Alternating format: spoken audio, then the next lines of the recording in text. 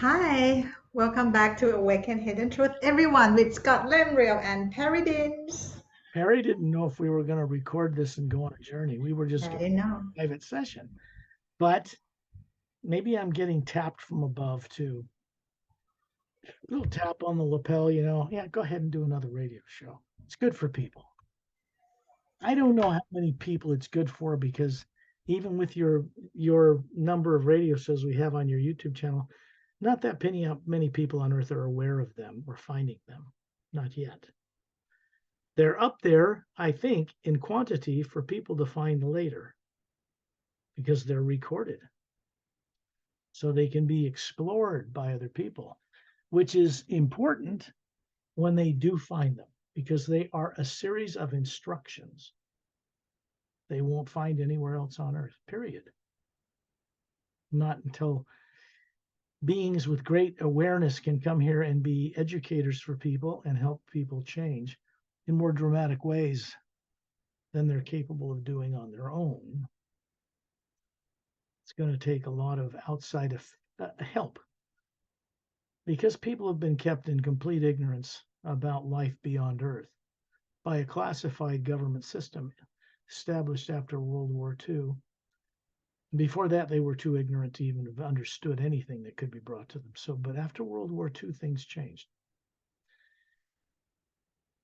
More of a hidden government that people don't elect officials to was established to deal with the extraterrestrial problem because at that time people didn't know if these were all good or bad ETs that would come here and take us over. It was clear to them that they were far more advanced technologically and they could take us over if they wanted to. This was the fear and the thinking of leaders of the world after World War II, because some of the leaders of different countries met with extraterrestrials directly and kept it all classified.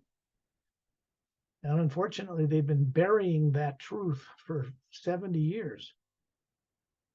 And it's getting the world in worse trouble and worse trouble because it's dishonorable, dishonest, and deceptive. The attempt to classify everything and the money it's cost and the organizations had to be built to keep the extraterrestrial issue suppressed worldwide has wasted decades and decades of potential for change for this planet. And that's not healthy. That's not a healthy direction for this planet or its people to go. The leaders on Earth are in competition with each other. Who has the best nuclear rockets? That's just, it's like the thinking of a bunch of people in an insane asylum. Just lunatics out of their minds, fighting these illusions that haven't happened, creating weapons that haven't been put to use over scenarios that they think might happen.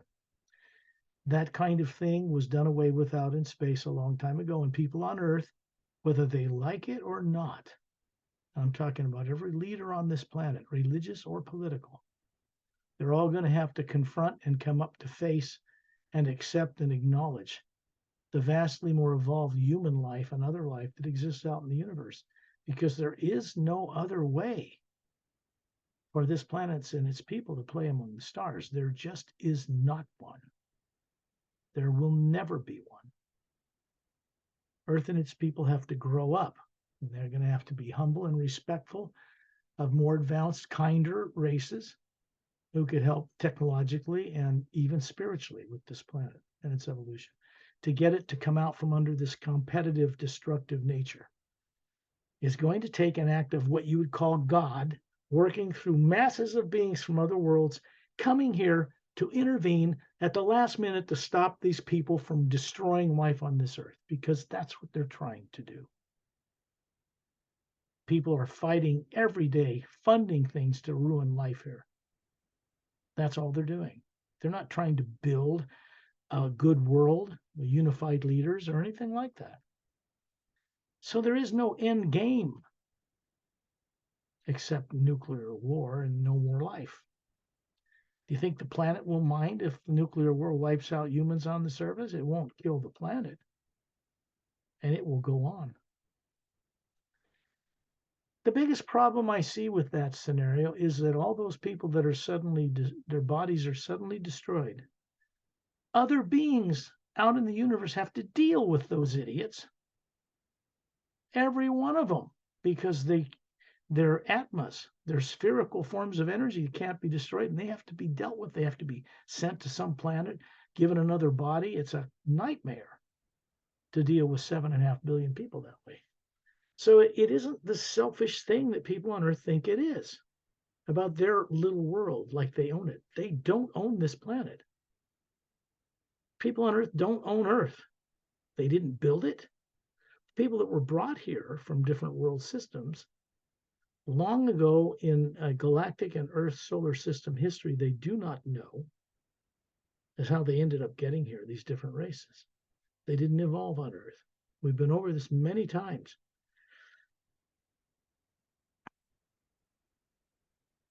This work that we do for these little radio shows, I guess, is more for posterity.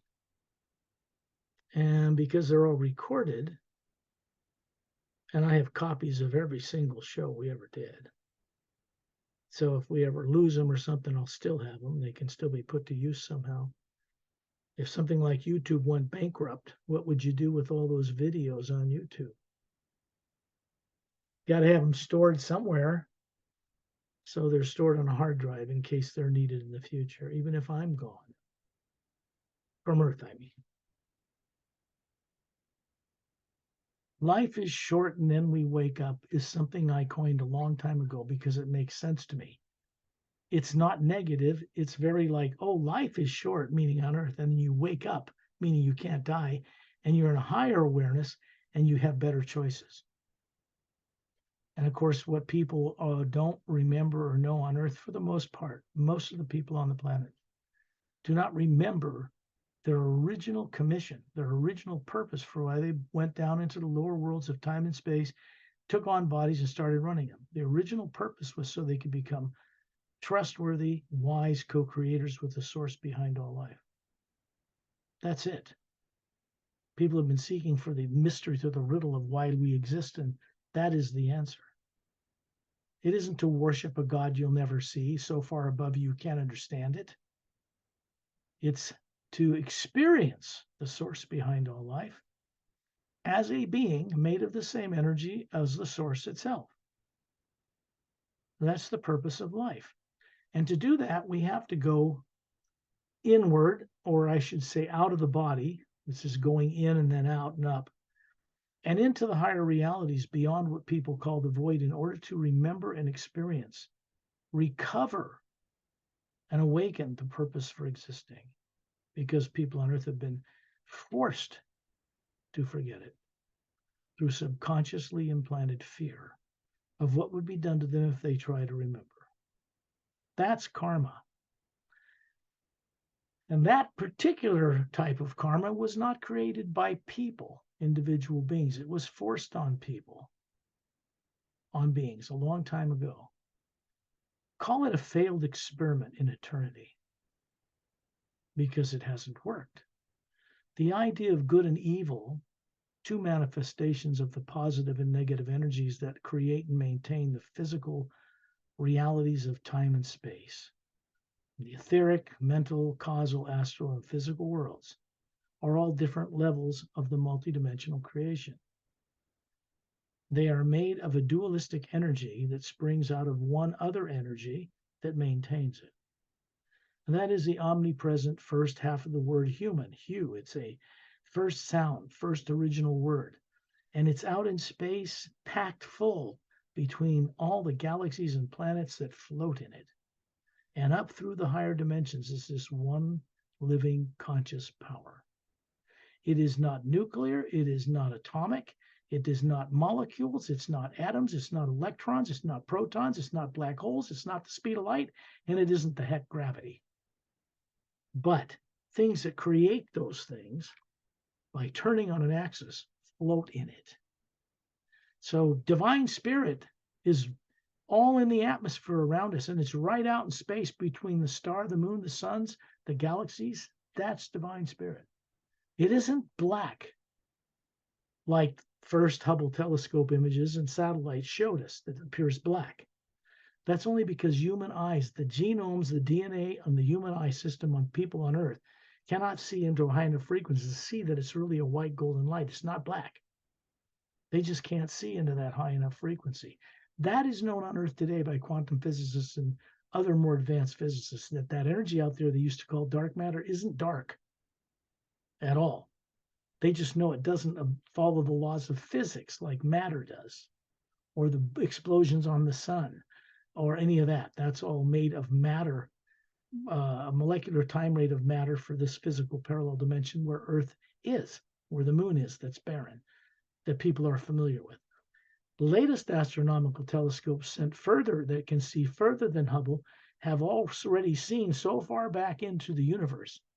The Big Bang Theory is going to be thrown away because it no longer applies.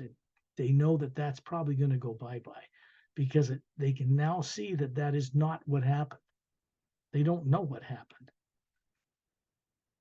They know that energy out there between all those galaxies is something powerful. It's packed full of some kind of energy.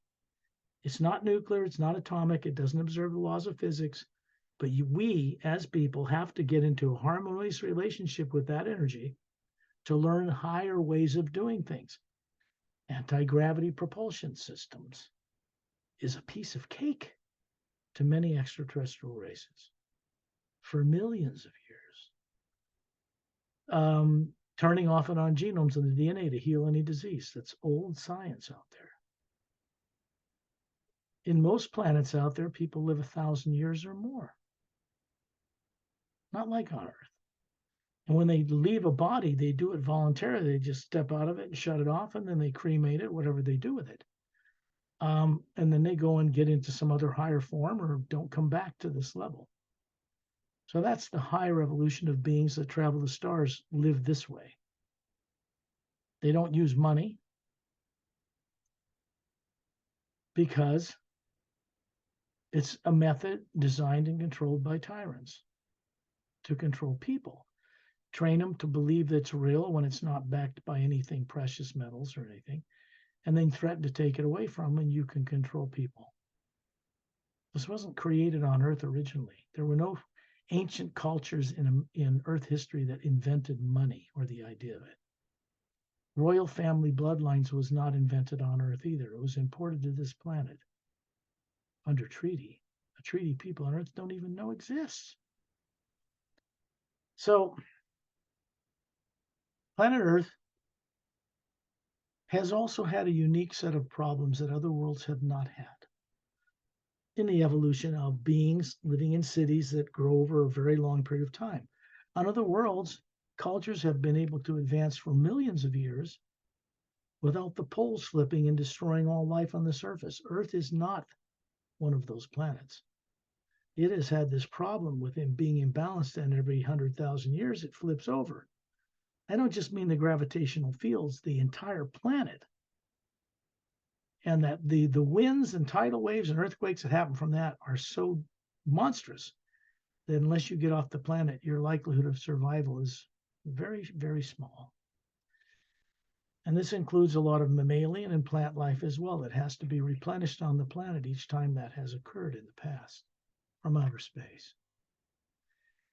What has happened recently that people in the UFO and extraterrestrial communities and disclosure communities and classified people, and even the most advanced, enlightened, esoteric or religious orders, whatever they are, they don't really understand how or why the poles of planet Earth have been permanently stopped from flipping. This was not done by the Galactic Alliance, which is centered on a planet called Zetranami 1, near the galactic core of this galaxy. That represents over 450 million worlds, spacefaring races, governed collectively, peacefully. That took place by an unexpected event carried out by what are called silent mentors, or the mechanics of the universe. These are beings so much more evolved than what you would call a master. They're not concerned and haven't been concerned with the evolution of individual beings like us, like a master cares for a student. See, that wasn't their bailiwick. They were involved in supporting, creating, and maintaining the creation, the galaxies, the planets, the moons, the suns, the stars, the portals between dimensions, the different dimensional levels, up through what people call the void, nip into the upper realities beyond the void, where no negative nature can go, nor positive nature from the lower worlds. Only the Atma, the being running the brain and body of people on Earth, don't remember this, can go there, not the body. It's made of molecules all vibrating at the same time rate, the DNA, as the planet itself and the sun, and all the stars in our galaxy that we see through astronomical instruments and radio telescopes and more advanced things that read infrared and ultraviolet can see how the galaxy looks in higher frequencies, which we have available on Earth. That energy out there supports the gravitational field, what we call a toroidal field, that surrounds the Earth. It goes south the North Pole and the South Pole, and it circles and moves. The Earth turns on its axis to create this field, and the moon moves around the Earth, and the Earth moves around the sun, and the sun moves around other suns, trinary sun systems, and they all move around a central nucleus, a shaft, a pole, in the center of the galaxy, which connects other dimensions to this reality through the center of galaxies. That's how that's run. There are beings who maintain that.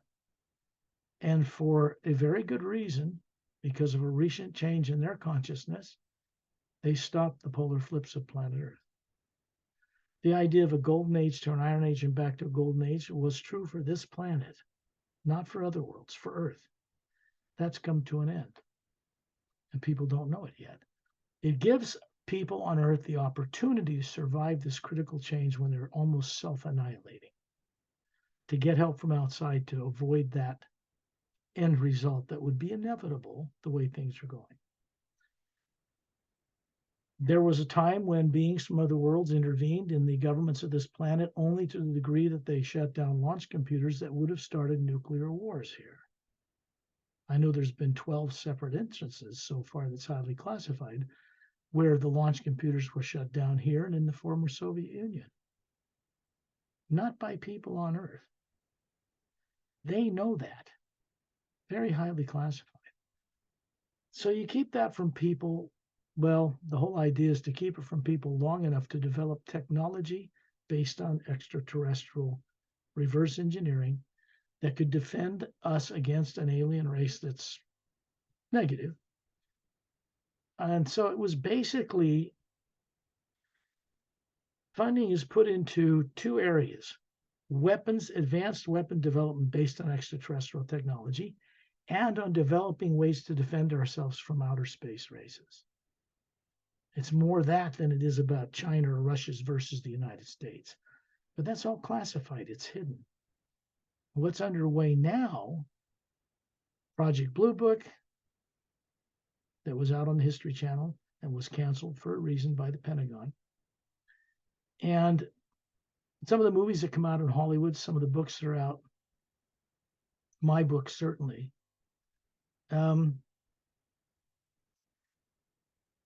Let's just say that people on Earth in certain circles have been informed that they have to disclose fully to the people of this planet about life elsewhere, or it will be done for them. That means we won't ask their permission. And it'll be done. Everybody on Earth will know extraterrestrials exist. And when that happens, that will put all the leaders of Earth in a very embarrassing and dangerous position, because everybody will know they lied to them. So it's better that they disclose to look good to people before it happens and begin the process of disclosure themselves. That is the preferred method. That's what we would prefer, people from other worlds, unless they don't do it, and it'll be done for them. There's a timing to this. It's the only thing that will save this planet. It's not the people on Earth that will save this planet. They're not aware enough anymore. They don't even know what they are that isn't a body, how they can make better decisions, correct decisions that aren't based on fear. You look around the world, everybody and every government's making decisions based on fear of something else. And most of it is unjustifiable fear. They're creating these scenarios out of their fear to defend themselves against enemies that don't exist. And that has ended life on many worlds in galactic history, that kind of misguided, subconsciously driven, fear-based thinking. So people on Earth really need to have that primary implant of fear that's subconscious removed or neutralized. Absolutely essential, or they'll just destroy themselves. One way or another. The way the planet's going now, you don't even need a nuclear war to end life here. All you got to do is burn down the rainforests around the Congo and Africa and Brazil. The planet produces 70% of the oxygen from the ocean, but it takes trees and plant life to filter out the carbon dioxide, or we all suffocate with oxygen. This is what people are beginning to understand about global warming. You screw with that system, that ecosystem, and life that we call human will not survive here. The planet will be fine. People won't. So there's a lot to do to fix this problem, and money's not being spent fast enough or even in the right direction to solve this problem in time. Too many selfish, ignorant, vested interests in money and greed, politics and religion, to keep the status quo like it is when they know there is no end game in that status quo. There can be no future in playing in outer space the way this world is right now. That's impossible. Beings out there have quarantined this solar system, and they've done it to keep the rest of the universe safe from the crazy people from Earth. Let's put it that way. Think about it. If you came across a planet you've been monitoring and they were starting to go into space, and they're trying to fight for who gets to lord their power over space travel, who gets to be the dominant country. They're thinking they're going to go out in space with that thinking and vomit that up on races that are far more advanced than they are. They're going to get their asses kicked. I mean, like wiped out if they attempt to do that. So it's been set up to prevent people from Earth really playing among the stars. You certainly aren't going to go there in rocket ships with explosive fuel coming out the tailpipe. They'll never be fast enough to do that. That form of travel, that form of fuel, dino doo-doo fuel, if you will not get you to the stars. That kind of energy is not going to power a warp drive and send you through portals faster than the speed of light. Radioactive warp cores are not going to do that either. They are outlawed outside this solar system. You can't use them. They're only destructive. They don't use that kind of energy. They actually use what we call zero-point or toroidal energy, what people call divine spirit, that's everywhere behind the oxygen in the atmosphere, out between planets and space. They tap into that, run it through their apparatus without polluting or using energy up, and they get from here to there beyond the speed of light. Why? Because that energy is not limited by the speed of light. It isn't nuclear. It doesn't observe the laws of what people think are physics. It's not limited. There is no limit to the speed of light. That's one of the things that has made people stupid on this planet for 100 years. Not stupid like, how do I put it? It's kept them limiting themselves by a concept of the speed of light that they detected and determined by what their physical eyes could see. But light is not relative to the physical eyes, what it can detect. It goes all the way up through higher frequencies. So as individual beings, we are capable of connecting directly into that energy because as spherical shaped energy beings, which is what the soul is that people from other races call Atma, an atom of the source, a living individual being, is made of the same energy. It's not nuclear. It's not DNA. It's not atomic. It's not bodies. It's not explosions. There's no radiation in it. It doesn't work at all like people think. And Atmas, made of the same energy, can connect into it telepathically and travel in it. While they're alive on Earth, they can explore the multiverse and see what it really is. The whole point of life is to know and understand and respect all life in the multidimensional universe. Because as individuals that run bodies, we are capable of it.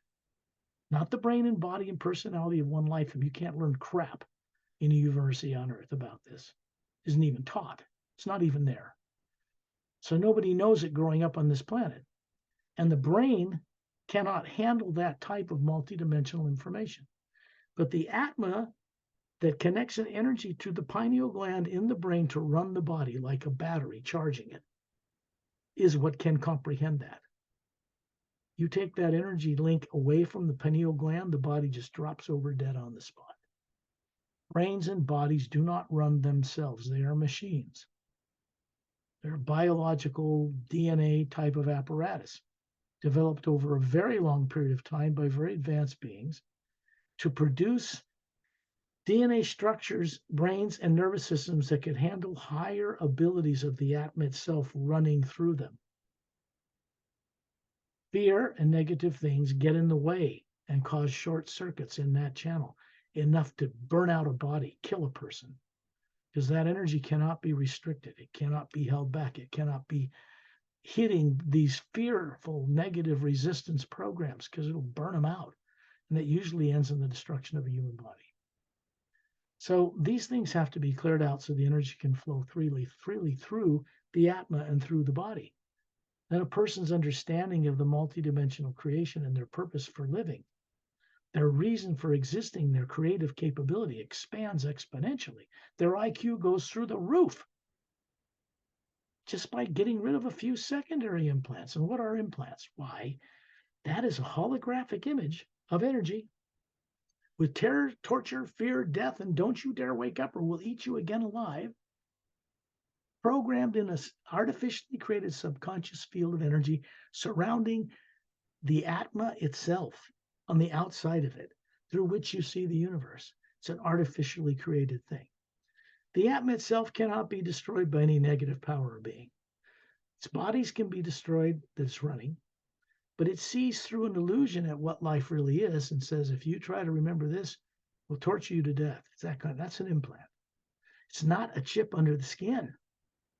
No, it's in the field of energy that surrounds us, what you people call the aura. There's a toroidal field around the physical body, and there's a toroidal field around the atma that's running that body. They're connected. People look through that and see all this distortion and fear. Then they make decisions based on it on Earth. Destructive only decisions, incorrect decisions, misdirected, misguided decisions. Religious leaders on this planet, political leaders have worked together, and they're all misguided in this way. As long as any one of them make decisions for their countries or their people based on fear, they are making the wrong decision.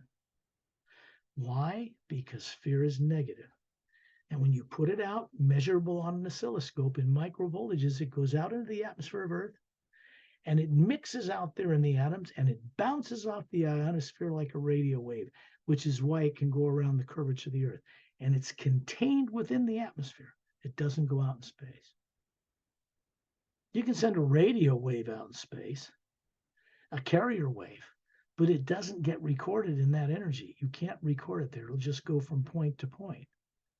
But you can't store it in the hue, in the omnipresent energy that's out there, the toroidal energy, 0 point energy.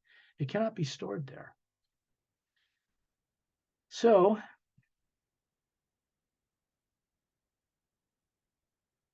when we go on these journeys through the hue, all we're doing is using daydreaming. What do I mean by the words daydreaming? People on Earth all over the planet know how to daydream. Everybody does. It's idle imagination when you're not really thinking about anything else. And maybe you're thinking about going on that ski trip on the weekend, or getting away for the weekend, or quitting work because you're bored, or listening to a teacher that's boring you, and you're looking out the parking lot window and you're thinking about going to another planet, or thinking about ancient Lemuria, or a movie you just saw, like maybe a Stargate SG-1 or Stargate Atlantis, something esoteric, and you're wondering about stuff, and you're seeing yourself on other worlds. That's how writers work. They don't learn on Earth how to write what they write about, because there's nothing on Earth that ever taught them that information. So where did they get it from? Most people don't think like this. They don't ask the right questions. It's like nailing their foot to the floor and they're trying to go somewhere. They're running around in circles. Fear does. I have something to share with all of you. I just had this experience last week. The mother of the old friend passed away last week. And because people on earth, we are not taught or we are not trained. The universe is huge, and we don't know where to go after this life, after this physical body, right?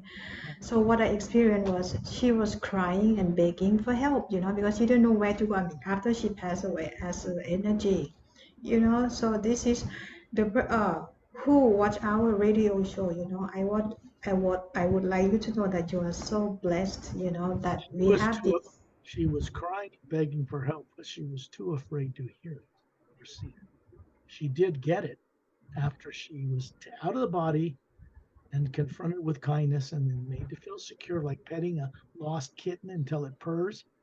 And then she got the help she needed, but she wasn't capable of receiving it while she was in the body. Too much fear. This is true of most people on earth. They don't get trained about leaving their body while they're growing up, so why should they not be afraid of where they're going? They don't. Yes. But a normal human being on other worlds knows this stuff from birth. They're not in the dark about it at all. People that come here in spaceships can get out of their bodies. They will go ahead of the spaceship and see what's going on, make sure it's safe and set up. And then they'll go back to their body and bring the ship there. They don't work like people think. And that's pathetic, but it's the way it is. People on Earth, under certain circumstances, when fear is neutralized in them, they can understand this stuff. They can remember what they were made to forget. That's what my work is all about. It's the only reason I'm on this planet at this time, to help bring in or usher in this transformation that is unexpected, unanticipated, not in religious doctrine. It's opposite of what psychics have predicted, whether Nostradamus or anyone else, because that has changed out in the universe, fortunately for this planet, or we'd all be toast right now. Armageddon would have been a thing of the past already. So, fortunately, we're not alone in the universe. Consider that out in the universe, other planets reach this terrible stage of fighting amongst each other, religious competition, and all that silly stuff. And they got to the point of either polluting their environment to kill all life or blowing up some weapon that would destroy them and pushing the button out of fear, not out of rational thinking. Rational thinking cannot occur with fear present. That distorts or misdirects decision making only. There's nothing positive can ever come from decisions based on fear, period, ever. So, when worlds were at a critical phase, in some cases, extraterrestrial races contacted or landed openly or stopped the destruction, got leaders to understand to be free of the fear that was driving them, and then their whole planet changed. This can happen for Earth, but it's going to involve, and it's necessary that it involve a great many people on Earth, at least courageous enough to take the chance to step into the great unknown they call divine spirit. Not pray to it and just talk about it and give it lip service. Step out into it and know things again. So this is natural for human beings, but not on Earth. When people on Earth find out just how much more advanced other races, including human, are in other worlds, they only have one choice they can make at that point. Only one. Accept their help and grow up and take a place among a big organization of spacefaring races, or be left alone to destroy themselves. That's it. There's no gray area at all. None.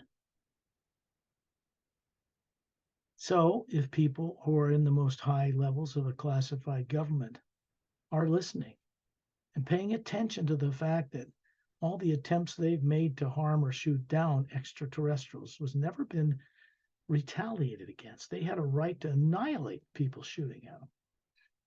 People still are suffering from the illusion they think this planet belongs to them, it's their property. It's not. It belongs to the source, and we have the privilege of living on it. It's not our world. We don't own it. You can't possess it. There's not a person that's ever lived in a human body on Earth that's ever possessed their own house. Because when that body dies, they're gone. That house is not theirs anymore.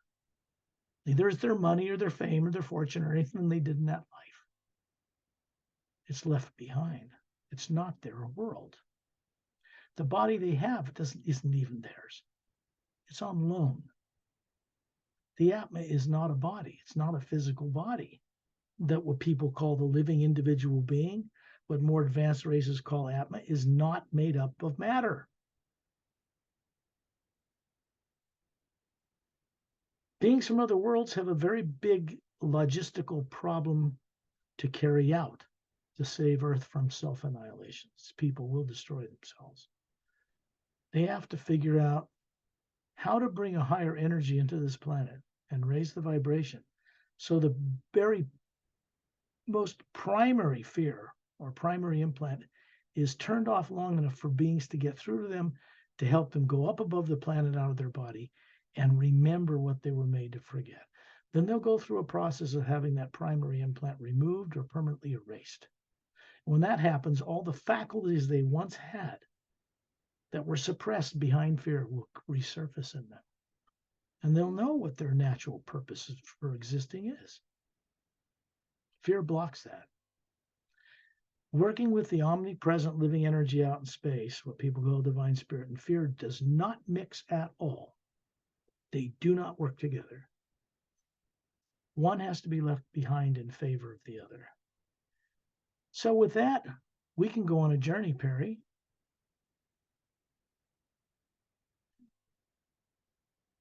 Sometimes I think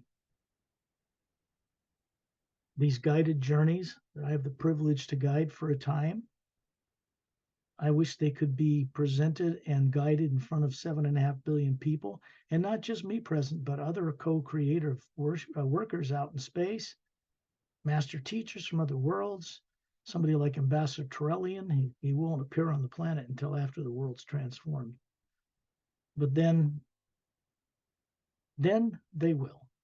These are beings who are more evolved than the Galactic Alliance in this galaxy. They're higher than that. They're kind, brilliant, driven, co-creatively, but in ways that people on Earth don't understand because they live the purpose for their existence. They don't have bodies they have to push around that can grow and die. They have a great advantage over us here on Earth. Galactic Alliance personnel that come here in spaceships from many worlds also have a great advantage over Earth people because they don't grow up on world systems where there's money. They don't grow up on world systems where there's taxes. They don't grow up on world systems where there's competing religions or politics. They're run by the most wise, advanced beings on their planet and nominated by the populace because they know they'll be doing the right thing for the greatest good for those worlds and many other worlds. They're not just responsible for assisting the governing process for a world. They're responsible for cooperating with hundreds of millions of worlds. They grow up very different than people on Earth. They don't have subconscious minds. It's illegal. There's even an indication that someone's developing something subconscious they've forgotten. They will be put through a process to remove it. In childhood, they don't grow up with one. Tyrants who ripped off this technology at one time in galactic history used it to create subconscious minds and implants. The implant that people have heard about on Earth that had a little chip under the skin was created on this planet. And it was an attempt by military industrial complex personnel to use it to undo what was done to them without their permission by an alien tyrant race. They didn't see it coming. They couldn't have defended against it. Fortunately, there were beings monitoring this abuse, and over time it was corrected, and those beings were sent away from Earth and from our solar system. There's no more little abductions from grays in ships on this planet. It hasn't been for 20, 25 years. People in the UFO community, so-called, is a very tiny fraction of the population of this planet. And they aren't aware of this yet. So they often operate in some fear themselves, which is kind of divide and conquer. They don't work together. Normally they won't. So these people in these areas trying to disclose stuff are not really a threat. to the classified community because they're not a huge force that needs to be reckoned with. They're all divided in little groups. That's no threat. The internet we're working on is done through satellite system, through Zoom. My internet does not get interfered with by the classified community. Never. They don't shut off the satellite. Ask yourself why. You don't hear me complain about the men in black screwing with me because I'm trying to deliver truth to planet Earth. They get that because they're also putting out an equal measure of fear in their presentations. Nazis in the South Pole, that kind of thing. And they get caught up in this, probably to make more money and sell more books, I guess. I don't know. But none of that has anything to do with disclosure or real truth. Because real truth and the awakening of it in individuals cannot contain fear of the present and future at all, whatsoever. The two do not mix. So the primary thing here with this work is to help people understand the need to let go of or drop their attachment to fear, first and foremost. It's the only thing any human being has to ever give up in their evolution through millions of lives. Fear. It becomes a habit, becomes a subconsciously driven habit, and people keep imagining negative things with positive things. And this divine spirit they pray to it's a co-creator with us. It's the power, and it comes by and fills both and surrounds a person with their own miscreations. Creative imagination is not made up in the brain. It's meant to be used in an uplifting, beneficial manner, deliberately in conscious will by the being, choosing not to put out any fear of the present and future. It's not constructive. It does no good. It only adds to the problem of this planet.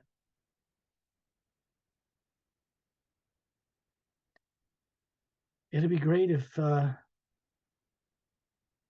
not just me, but other friends of mine from out of town, from off-world, co-creative friends, associates, will get to a point where more people on Earth can understand the value of this work. That it's meant for their benefit. It's not meant for me selfishly. And if they were more aware, they'd be able to see it for what it is. Because most people see videos from this work or hear one of these things and they just goes right over their head. They haven't got a clue, and they're afraid of it.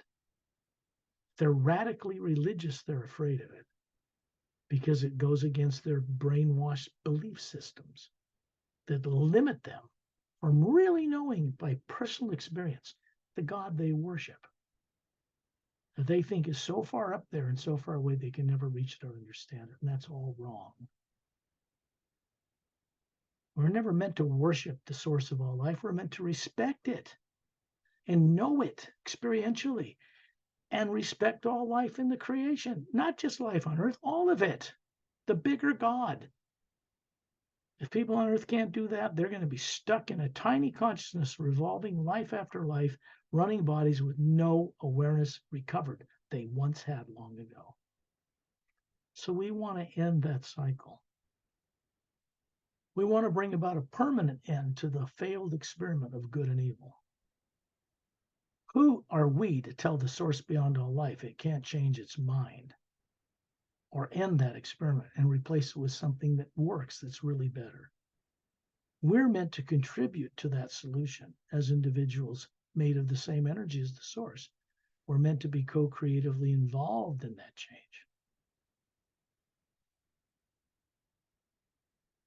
When you imagine someone you love and respect, you're grateful they are in your life, a person, place, or thing, whatever it is you choose to see,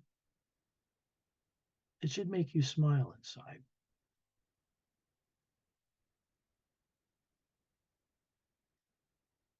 And that makes a connection through the pineal gland, the center of the brain, that opens a doorway to you, the Atma, hovering above the body near the ceiling where you live. And then it connects to the source behind all life directly. We go into the hue, it's derived from the first half of the word human. First sound, first word behind all creation. And we were all there in the beginning. to create this mess that we experience on Earth, and we are responsible to fix it, not alone, but with the help of many other beings. When you imagine being a sphere of light, luminous, radiant, hovering near the ceiling, looking down on your body, that's either sitting, hopefully with eyes closed, or lying down with eyes closed, because then when your eyes close, it shuts off the brain to any outside input from the physical world you live on. And then the imagination is all you have to see and know and hear things. And that's not coming from the brain, which is turned off. Creative imagination, daydreaming, out of body travel, what's called direct projection, takes place between you, the non physical you, and the omnipresent living energy, the one power behind all creation on all planes and all dimensions.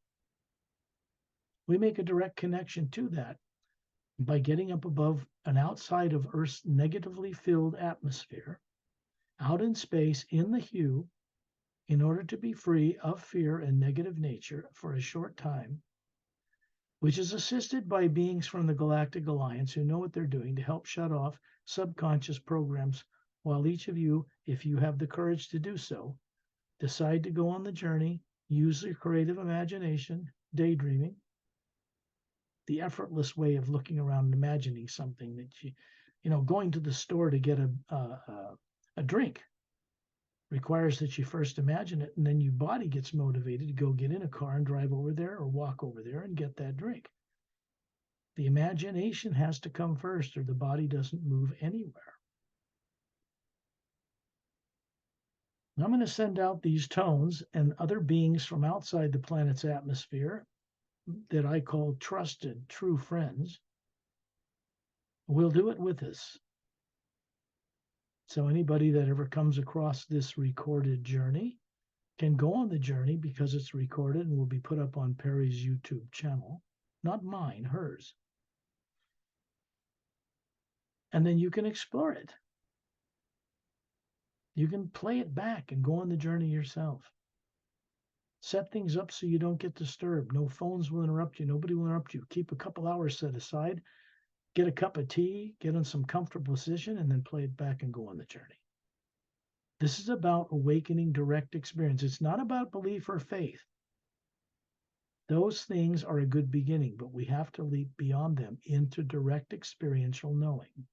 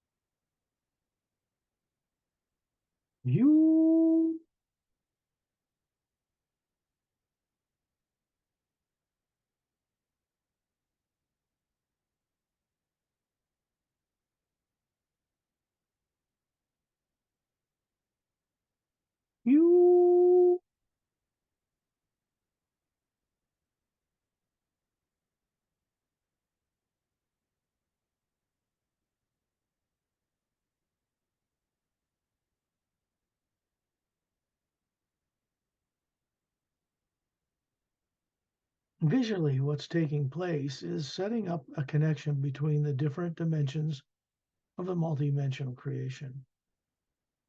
This sets up a field of energy out in space where you can see the planet Earth with its polar ice caps, and the landmass in the oceans, and the barren moon, meteor crater pockmarked, no atmosphere to speak of, circling Earth, but it doesn't turn on its axis at all. Sun in the distance, a yellow sun, billions of stars that make up the Milky Way galaxy, and a white golden light filling that vast area in space between the Earth, the moon, and the sun, the stars, and other galaxies.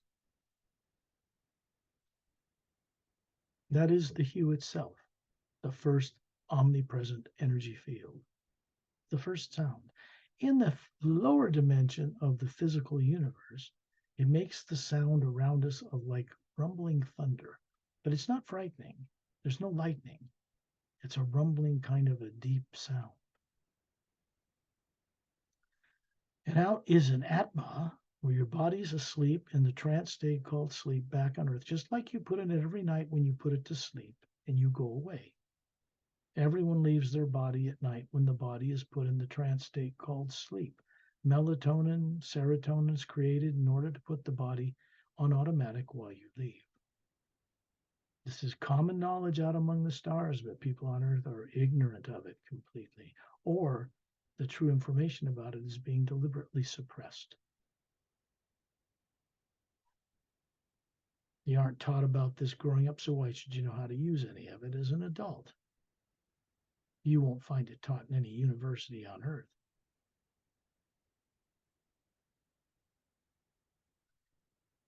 There are 4 sounds that can be made with the human mouth without moving the tongue, not 3. Ah, oo, hue. The hue is the sound beyond and above all of them. Without knowing about that, one cannot go above what is called the void in certain esoteric groups. No exists many dimensions above the physical world. It's like a barrier.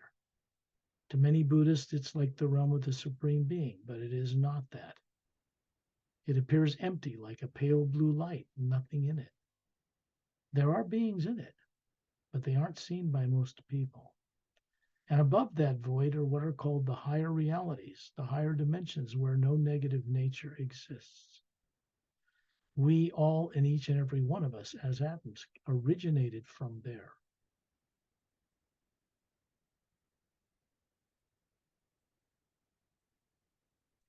See yourself as a spherical, radiant being hovering in space around a friend of mine named Ambassador Turellian. He is showing you a body form that's 18 feet tall, about 36, like a Greek god, slightly curvy blonde hair to his shoulders, big crystal clear blue eyes, slightly pointed ears like an elk, simple gown to his bare feet. And up above him, this form he's showing you, which is pure energy that looks like a physical body, is a radiant sphere of being that's running this projection. You, Perry, and I, and others who may find this journey, visualize, imagine yourself as a spherical being hovering above a body form that looks to be exactly like you, but flawless, perfect, trim, beautiful, handsome, healthy, clothed beautifully, standing there in bare feet in this golden white field of light in a circle around Turellian. You are showing each other and him what you are really like. The physical form that appears here is the prototype from which your physical body was made. Now, this is a pure and perfect projection from the white core of the Atma. If you look around, you'll see that what other beings hovering above their bodies are made of, what you would call soul, is spherical, round, like a planet, a moon, or a sun. Have you ever asked yourself why they're round? They're round because they were created in the image of their creators. Collectively, as individual spherical beings altogether, we come from a source. And that source is spherical and much larger than us. You could call it God or the Supreme Being if you wish, but it does not demand or request that we worship it. It does require that we know of it, respect it, and each other, period. That is divine love. And nothing short of that will ever equal divine love. This means knowing just about life on earth is not enough. We have to come to be awakened, to be aware of life all over the multidimensional creation, not just in the physical universe amongst billions of galaxies, but many levels of such things. Because the greater God is out there. It's not just some little God that runs one little planet of backward people who beg for favors from it without doing anything to really know what their relationship with is it or why they exist. We are meant to ask such questions growing up on any normal planet. Who are we? What are we made of? What do we look like that isn't the body? What is our purpose?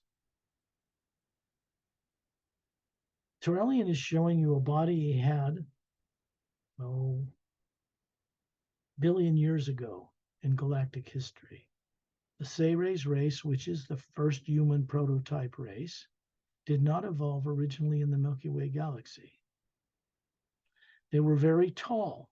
They had very tall human bodies, 12-stranded DNA, not two. And we have DNA in us from them. They were great scientists at one time working for the source behind all life, and they brought into existence all across the galaxies life that eventually became spacefaring in genetic forms that the Atma could run higher faculties of being through it to experience the different physical realities. And our job was to bring back to the source, far above the void, what we've experienced to help it create something better than now exists, to run the lower worlds of time and space in a better way than now is done. To do that, something had to be brought into creation to replace the failed experiment of good and evil. That something is the consciousness of the primordial living force itself, out in space and all the way up through the planes, that has changed in its own nature so that such a feat could be pulled off. Out here in space, you can comprehend this because you're a spherical being, telepathically connected, not psychically, telepathically, pure communication line between you and the energy between Terrellian in the space around us, surrounding us.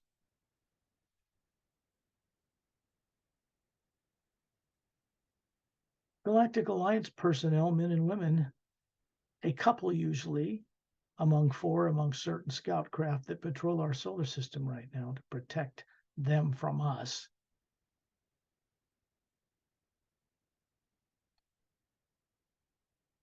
are standing beside each person when they go on this journey. They're kind. They get thrilled and get giddy when they assist individuals to be free of subconscious misdirecting negative programs based on fear. So while we're out here, with your permission, they will work with each person in order to get free of what are called secondary implants, which are often experiences you've had of a negative nature in other worlds and other lives that affect you now. And then eventually it gives you command over what's called the primary implant, which is usually artificial, forced on a person artificially. It has terror and death and torture in it as images. It's like a hologram with 3 dimensions: taste, smell, sight, sound, depth perception. And it's subconsciously implanted in an artificially created field so that you're not aware that it's there, but it influences how decisions we make, especially for people on Earth. Even though the negative beings who were once in bases underground on Earth have been removed, but not by people on Earth. The people on Earth are still left with this problem.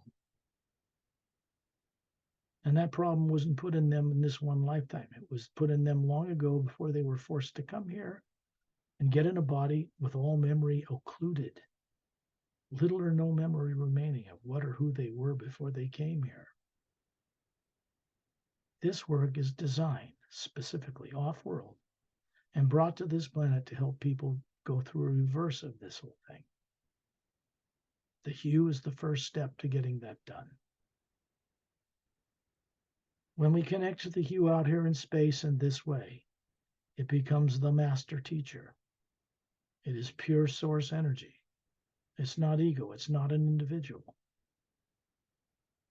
And we begin to have it guide us or train us to recover our own strength and mastery over negative things.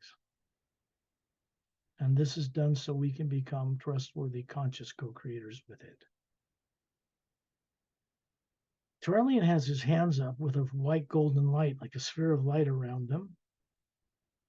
And you can see this is a little brighter than the hue that surrounds us in the physical universe.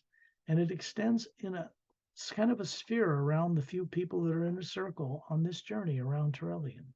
Terrellian, this friend, serves as a focal point so that we stay focused on the journey and gain real benefit from it, or we get scattered and lost out in all the astral and other worlds and all the things, and we really don't make much gain or progress.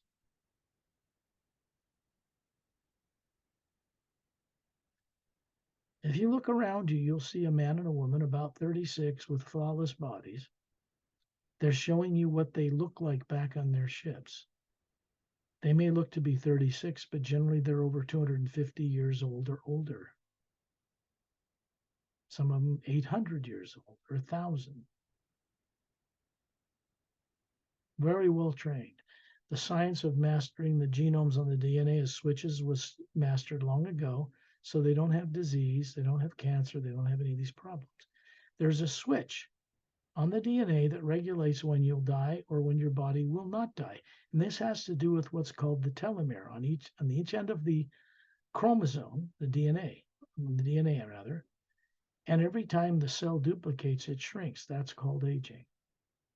The telomeres in their DNA do not shrink when they divide. Think about this.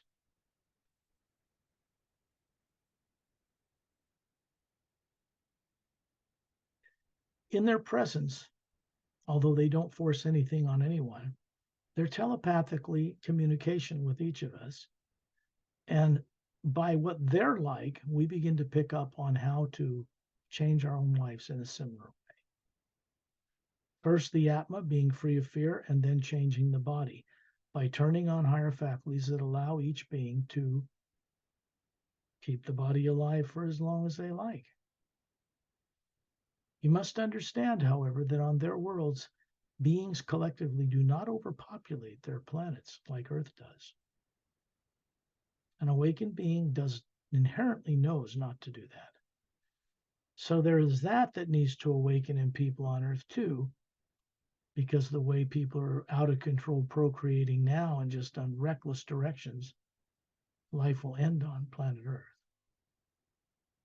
Or it will be uplifted unexpectedly and transformed, maybe at the last minute. What we're looking to do is to find and locate fellow beings on Earth that have been seeking these answers, who have maybe great funds, who are in a position of authority, people that can make a difference by sparing a small percentage of the funds they have to help fund this work. Because all the books I've published are screenplays written for feature film development. They'll make phenomenal movies because at the end of the parallel time trilogy, Journey to the Center of the Universe, everyone in the audience will be taken on a journey to the source itself, far above the void, behind all life, in a film experience to help them remember. Commercially bridged. Yeah, they are grand adventures. The series Agenda book is about extraterrestrials and how they've changed out in space recently that makes it possible to intervene in Earth in this way. The Parallel Time Trilogy is about extraterrestrial involvement in Earth and our solar system's ancient history, beginning a little over 100,000 years ago, before the last polar flip of this planet occurred. The two are sets of books, they're connected.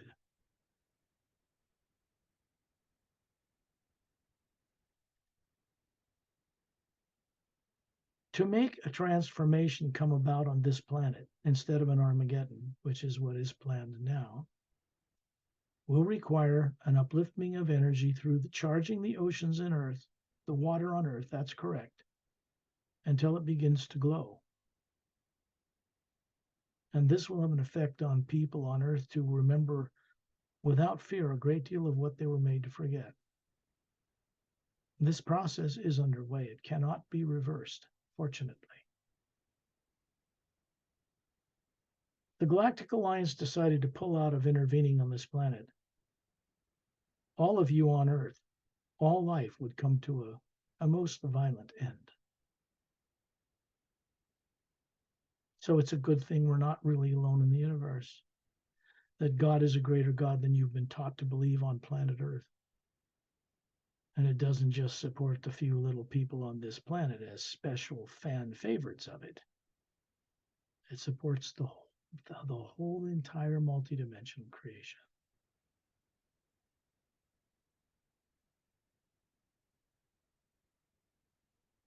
All the negative things that have ever been done to people, by people, to animals, to plants, rocks, trees, mountains, nuclear bombs, slaughtering of animals senselessly in mass, consumption of this and competition of that, stays within the atmosphere of the planet. It does not go out into space at all.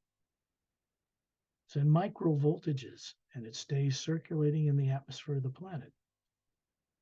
So people are surrounded by all the dastardly deeds and events that have ever happened on that planet. And that goes back 65 million years to when the dinosaurs were made extinct. Missing history you don't even know was yours. A galactic history when you were living on other planets before you came here, you don't even know was yours. This is all recoverable. Now that this has been telepathically communicated to all of you on this journey, what happens with you is permanent. The higher IQ you begin to discover over time is not erasable. And it will lead you to make better decisions in the days, months, and years to come.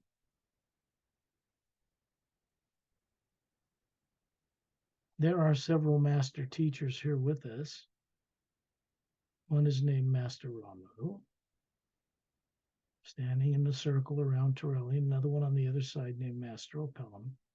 Opelum is about 6 feet tall, showing you a body form. The Atma hovering above this perfect form he's showing you. Looks to be about 40, slightly grayed temples, jet black hairs, shiny right down to his shoulders, emerald green eyes, and pale blue skin, like moonstone, like ivory-colored blue moonstone. He's holding up his hands. He has little webs between his fingers, and little gill slits, 3 on each side of the upper side of behind his neck. He wouldn't have seen if he doesn't lift his neck. These are human from a water-covered world named Oceania, located on the other side of the Milky Way galaxy. And he is known as a master teacher. He's showing you a body form. He's immortalized. It doesn't age. That's actually on that planet. And here he's out of body. He's in the Atma form, showing you a projection of what he is. So you can understand what he looks like. That is a pure energy form. It's not really a physical body that you're seeing. Like the one you're seeing below you isn't a physical body either. It's an energy form, a prototype. These beings can be called upon in your journeys, your contemplations, when you go into the hue, to help you learn more, recover more, to be free of fear. The Galactic Alliance representatives, Shantial, Tonaltial, Dantian, and Lamtoon, these 2 couples, I know their names. You can call on them. You can call on Torellian. You can call on me. I'll direct you to one of them.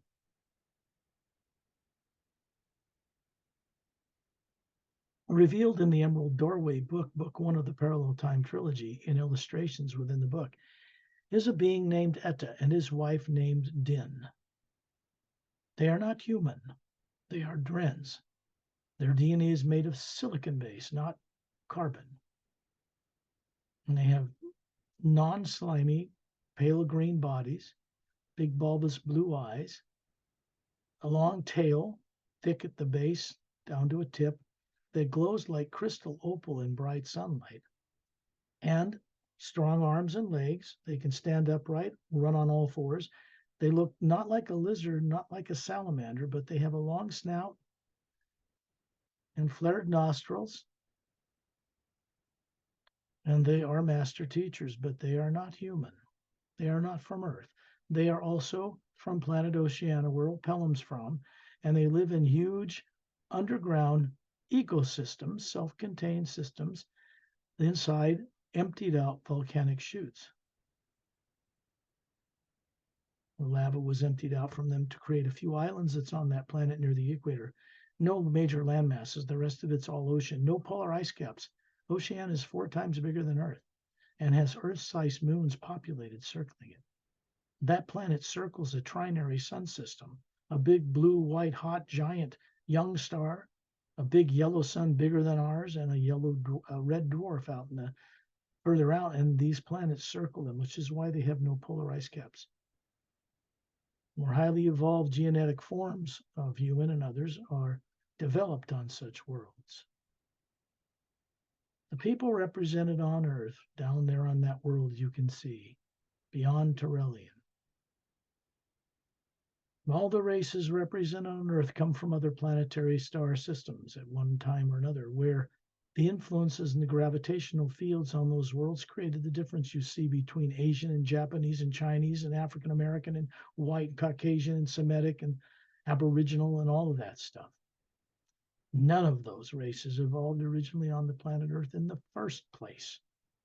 We were all imported here long ago in a history that is no longer made known to you. So that means everybody on Earth is actually originally an extraterrestrial from planet Earth. How about that? There is saying this is information out in space, and then there's experiencing it inside yourself, awakening. The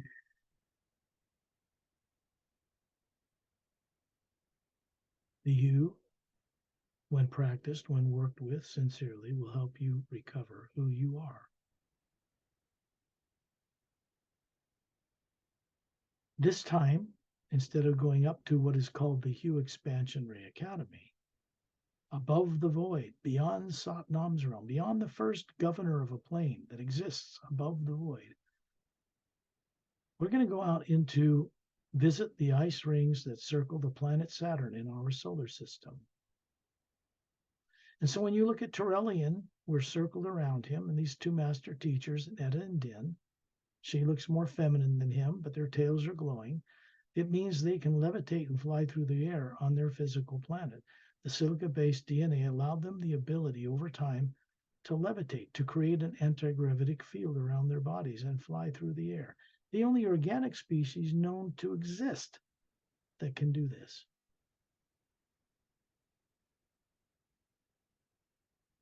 Turelian points out in space, you look past the moon and Earth, and you see Saturn, like you have telephoto lens for eyes.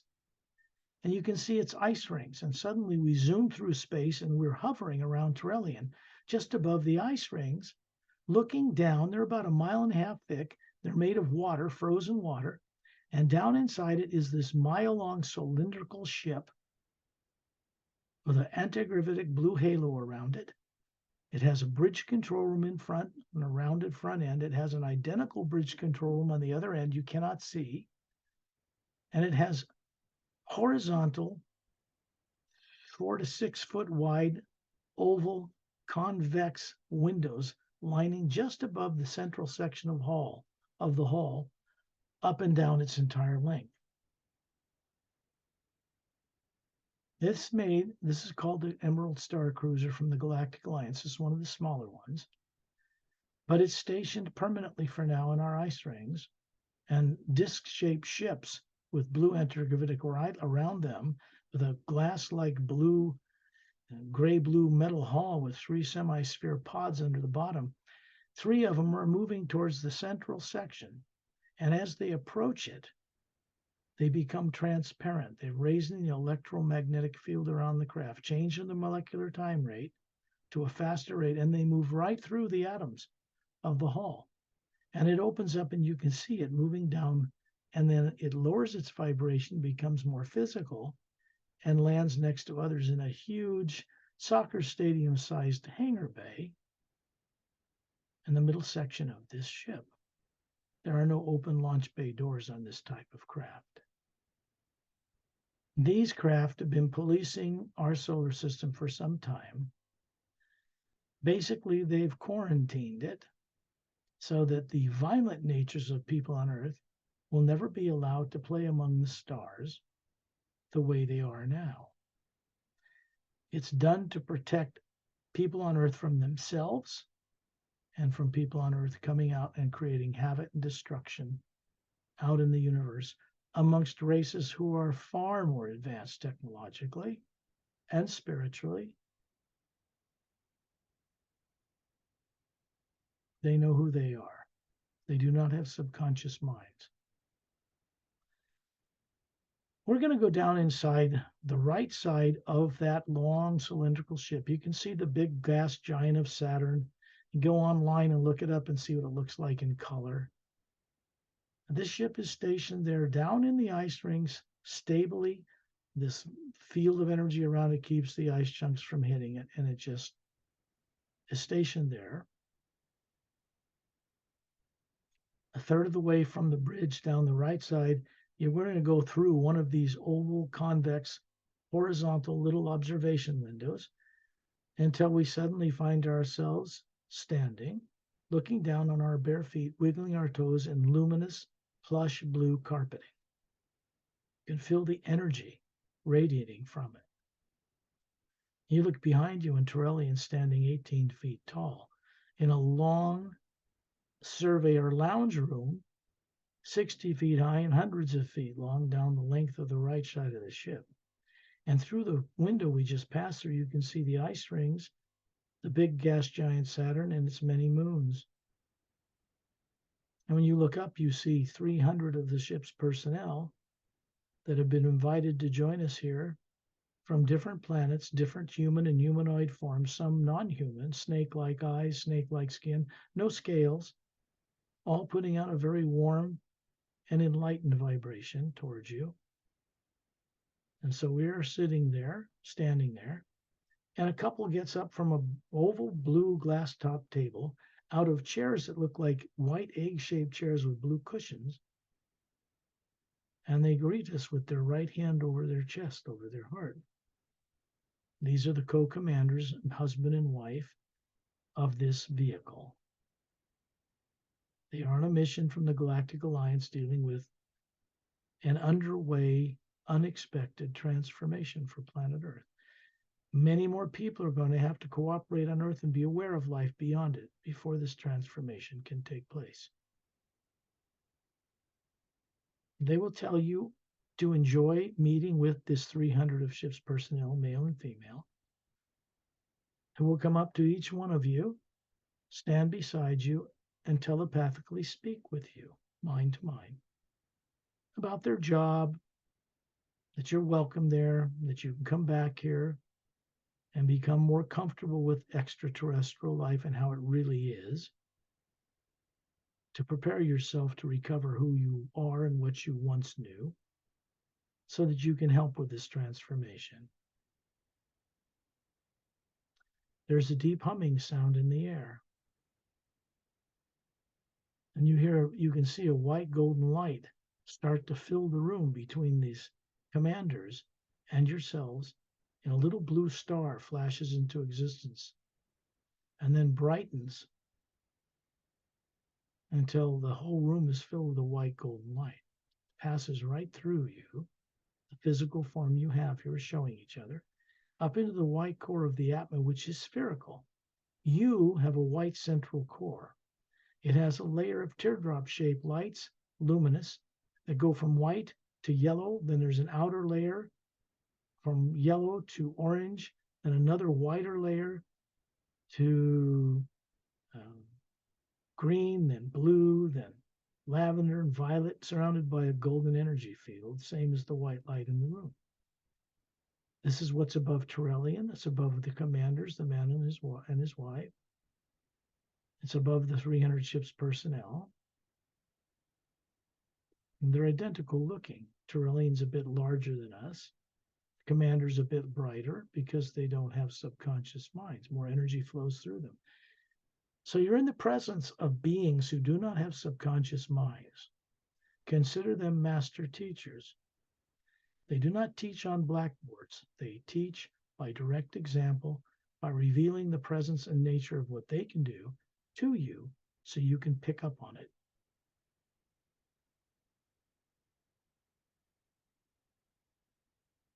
This is a journey to the Emerald Star Cruiser, stationed in the ice rings of the planet Saturn right now in our solar system. There's no negative nature here whatsoever.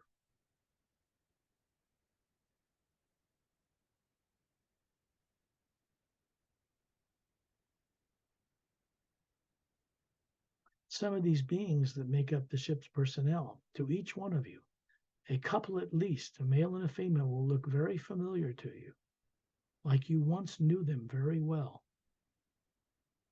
Endeavor to have a short conversation with them, make a connection.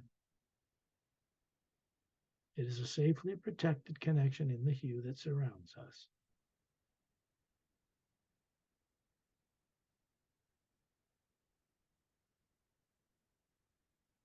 Then you find yourself with Tyrellian outside the rings of Saturn looking at this mile-long ship. And you look behind us and you see us hovering outside Earth's atmosphere, and suddenly we're there. Tyrellian is still in the center. Master Ramu is still there. Master Opelum, Etta, and Din, the Dren Master Teachers, and a group of Master Teachers from the Galactic Alliance that are in a circle around us, and a man and a woman, a male and female, that are by you, smiling, who have been helping you keep fears asleep with the body back on Earth so you can gain some real awakening on this journey. The next instant, you find yourself hovering above your body near the ceiling. You are a spherical being. This is what you really are.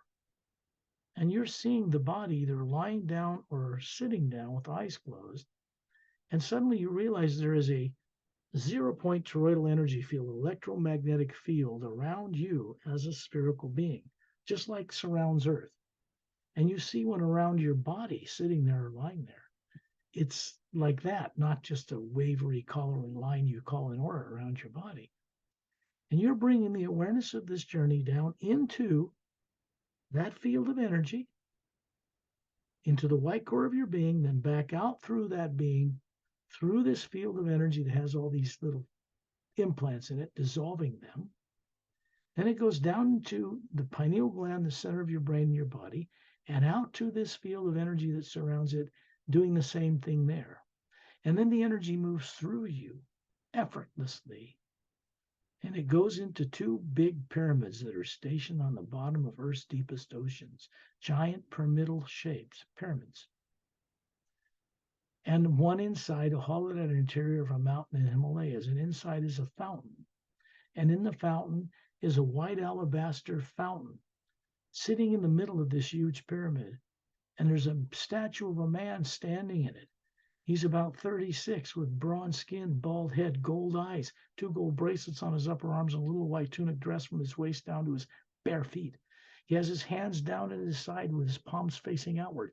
A white golden shaft of light is coming through the top of the pyramid into the head of this statue, through the hands, filling the bowl, and it's like luminous white golden water pouring over the scalloped edges of this white alabaster fountain down into the bottom of the pyramid. Then it pulses in waves out through 4 sides, through the bottom and through the top, and it goes out through the planet Earth, off-world, and into a huge pyramid that's stationed between 2 stable asteroids in the asteroid field that circles the sun in the orbit of what was a planet between Mars and Jupiter. And then it moves out into space to bigger pyramids between stars, and then it goes to the center of the Milky Way galaxy, which you can see right now from above it. It goes into the white core. It's a shaft of white golden light running up and down the center of this galaxy of stars that spins around its center. And it goes up into the higher worlds, which we'll go to on a next journey.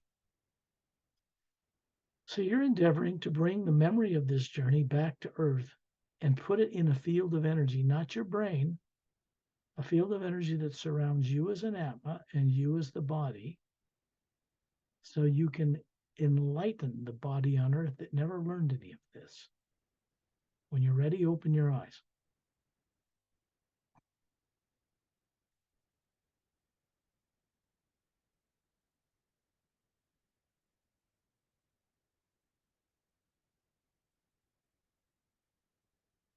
I didn't get your note about closing the show. No, because the noise. Okay, everyone. Thank you for the journey. It's Yeah, I very checked, good. but the noise is not in the show. Okay, that's good. Okay, so I want to say this. The journey is very precious to me. I would like all of you. I will put the playlist for the many journeys you can go after this, for the one who watch our shows. There are so many journeys you can follow. Sure. Yeah, I'll put links to the website, the primary website at paralleltime.com, because there are free videos there. My presentations in Norway and in Finland are there. So you see how I present to the public on Earth, something new that most of the public never even took place. That was some years ago now, 4 or 5 years ago. And you can watch other videos that were created about this. There's no charge. And links to buy the books, 4 of them, The Saver's Agenda. And might as well show them, John. So they have a visual perspective of what they're like. The Saver's Agenda. These were art originally created by a master artist who I hired, who worked with me to create the proper images for this book. This is Mark Sandfield. These are actual actors in costume. On the cover, which the most advanced books from publishers are real people portraying. These are 3 guys in black suits trying to kill him. He's being beamed to a ship to save his life. This is the ship we just went to. These are 4 galactic scouts coming into the central section right here. In this book, you'll find not only a glossary of extraterrestrial characters and terms, but you'll find a technique section about the hue, because a lot of hidden truths revealed. This is a doorway, an interdimensional doorway, and it's revealed when you explore the book. When you work with the techniques, there's one for the prologue and one for each of the 29 chapters. That will be very helpful. It's the only book I know of on Earth that has something like that in it. You want to call this science fiction, go ahead. But this is based on my direct experience only, or I could not have written it. And the Parallel Time trilogy begins with the Emerald Doorway. Again, real actors, except Etta, who's a CGI character. We couldn't get anybody to fit into a 3-foot suit that could play him. So this is what the Atma or soul looks like. This is the ancient one, prime creator, source, came through the 5th dimensional portal above the void, down, because this master, Ramu, is teaching these 3 about what they are. This is 100,000 years ago on Earth, after the poles flipped and Lemuria was destroyed, and a colony continent, 2/3 its size, Atlantis, was sunk. New land masses rose up to take their place. They are an anti-gravitic disks. This is his ship, hovering stationary in space. Etta, this little guy, is hovering with his tail glowing. They are buddies. They do not yet know one of these is hovering above their heads, because that's what they really are. Right on the front cover. This is a bad guy. It's a real actor in costume holding up the Earth so that you get an idea. The hidden truth in here is about extraterrestrial involvement over 100,000 years ago in our solar system and planet Earth that has to do with present time. So you're going to find 30 illustrations in this book of characters and scenes. Very well done. The second book in the trilogy is called Guardians of the Ancient One. Caleb, Melina, there's Etta, Master Ramu. This is called a moral. It's a nasty creature. And again, the bad guy and his fleet he's taken over. So this has to do with galactic history over 100,000 years ago. And this continues the saga of not only their romantic relationship, but their enlightenment, their teaching by this guy, Caleb, Melina, and Etta. All right, there he is. The last book is Journey to the Center of the Universe. That's the bad guy. This is Melina with blue skin, little webs between her fins, her hands, swimming down towards the dome city at the bottom of the Oceanian Ocean. This is a journey. This book reveals what happens to this guy when he's finally defeated. He defeats himself. He's taken all the way up through the dimensions, past the void, up through the higher realities to the source of life, where he's confronted by it. That means everybody going on the journey in the book, and when feature films come out, will go on the journey all the way there and back to remember. So that's what those books are. The links to get them at Amazon or iBooks are on the website. Nothing is sold at the website itself. And these links will be in the recorded video Gary will put up on our YouTube channel. Those books are not only fun to read, but they can help you to remember, to recall who you are. Me, I have been working with Scotland Rail for many years, 5 or 6 years, and I have so many experiences by going on many journeys and practice on my own. I have my own Thai channel too, but all my videos now only sharing experience from this work. So I would like to all of you, if you want to be co-creator to change this planet Earth, can go to Scotland Rail website to help him to donate, to get the books to be translated in many languages. Now we're taking some Thai people, probably the most experienced people outside of the United States right now are Thai people who have become fans because of Perry's work and because of the hotel meetings we've done. I've done presentations at that she set up these radio shows.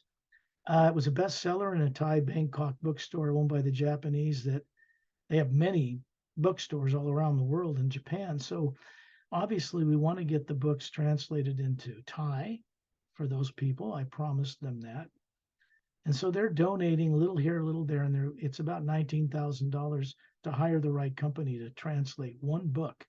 It's the most expensive thing that is done in publishing and is not very often done unless books are hugely successful. And since mine, it seems people are reluctant to even see what's presented to them when they cross paths with this work or these books. They are not bestsellers. They are selling, but I think most people on Earth just aren't quite ready yet to understand what is on this planet for them. There are certain classified people that know my work well. Like I said, they don't attack it. Why? This is true what I'm telling you. Why? So, you can go and find this stuff out if you have the courage to do so. You can get the books. You can do go on the exploration of the techniques in the Savior's Agenda book, which can be applied to all the books, and then have your own direct awakening experiences so that what I'm sharing with you isn't just information in words. It becomes your own inner awakened, direct knowing, knowledge, and awareness. This is what's important. Leap beyond faith into knowing. Utilize your faith to help you get to actual experience. I have more than 200 videos in my Thai channel, which come from direct experience from your work, Scotland Rail, and I would like you, it will be great, if you all can understand Thai, but because I only do in Thai, and now I'd like everybody to have your own direct experience. Please help donate to get this book done, and people, yes. I've got a donate button on my website. I was very reluctant to do that. Perry kind of encouraged me to do it. And so we're getting money about 13,500. It takes 19 just to do one book. And I need to get this published in Japanese and Spanish at least, because there's over 1 billion Spanish speaking people on Earth, mostly in South America. So this is where books become a phenomena, hundreds of millions sold when they're published in other languages, which is very expensive, which is why most publishers never spend the money to do it. So I have to do it myself. and I don't have the kind of funds that are necessary to spend $20,000 a book to get this done.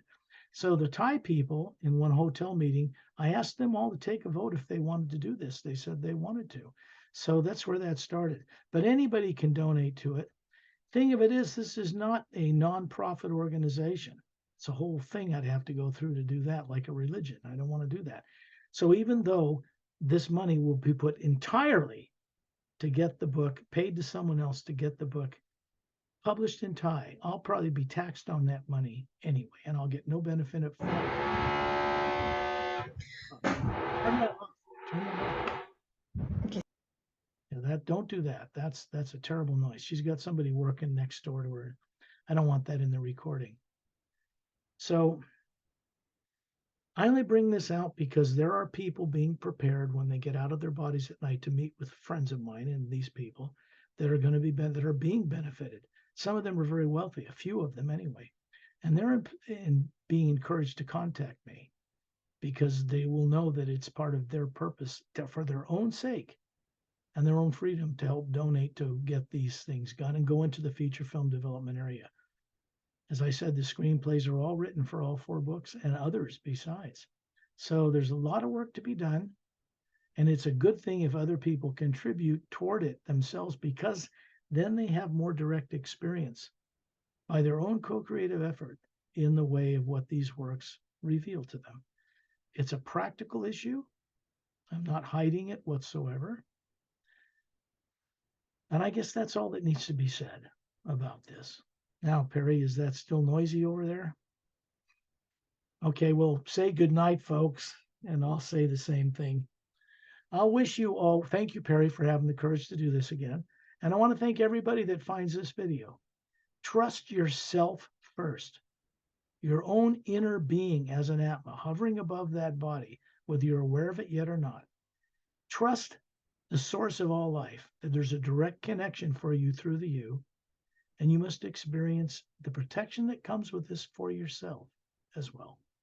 Do that first for yourself. Everything else will fall into place. I have a little tips from everybody who want to connect with the heal and see what experience you have, because I just got the message, and in time to time people send me a message. But just this morning a guy said just connect with the heal. We could feel something and cry, you know. Okay. All right. I will see you all later. Good night. Good night, Perry. I will end the recording now.